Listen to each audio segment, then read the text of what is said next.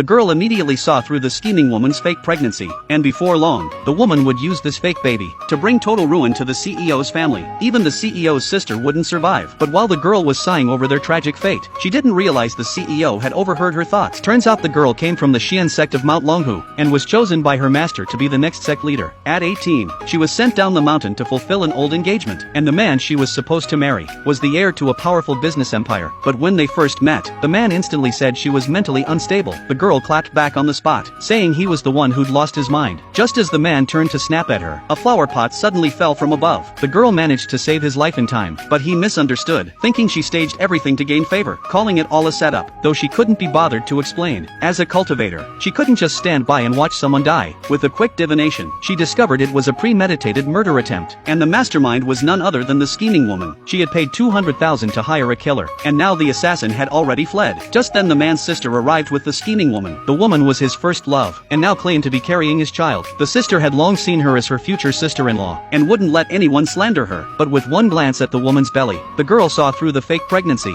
and predicted she would soon destroy the man's family. She didn't want to get involved in this mess, but the old lady of the house had deep ties with her master, so for the old lady's sake, she did another divination for the man. Sure enough, if she hadn't intervened earlier, the man would have been seriously injured by the falling pot, and the scheming woman would have rushed in to take him to the hospital, staying by his side day and night. Then 6 months later, she'd used the chance to harvest his organs. The man was shocked, and turned to see the woman acting all innocent. Only then did he realize, the things the girl said, could only be heard by members of their family. To verify her words, the man decided to take her to see his grandmother, because he did remember, his grandmother had arranged a marriage for him when he was a child. The scheming woman feared the old lady would favor the girl, so on the way, she pretended to have a miscarriage. That way, she could clear herself of the fake pregnancy accusation, and also pin the blame for the miscarriage on the girl. The man rushed her to the hospital. After 2 long hours of emergency treatment, the doctor regretfully informed him the child was lost due to the shock. The man felt like he'd been struck by lightning. His family had only one heir per generation, and now, just when they finally had a child, it was scared away by the girl. Seeing the girl casually eating sunflower seeds nearby, the sister was furious, accusing her of killing her unborn nephew. Looking at the clueless siblings, the girl wanted nothing more than to slap them awake. The scheming woman didn't go to a proper hospital, but chose a shady private clinic in a remote area. Clearly, she had already bribed the doctor. Such an obvious scam,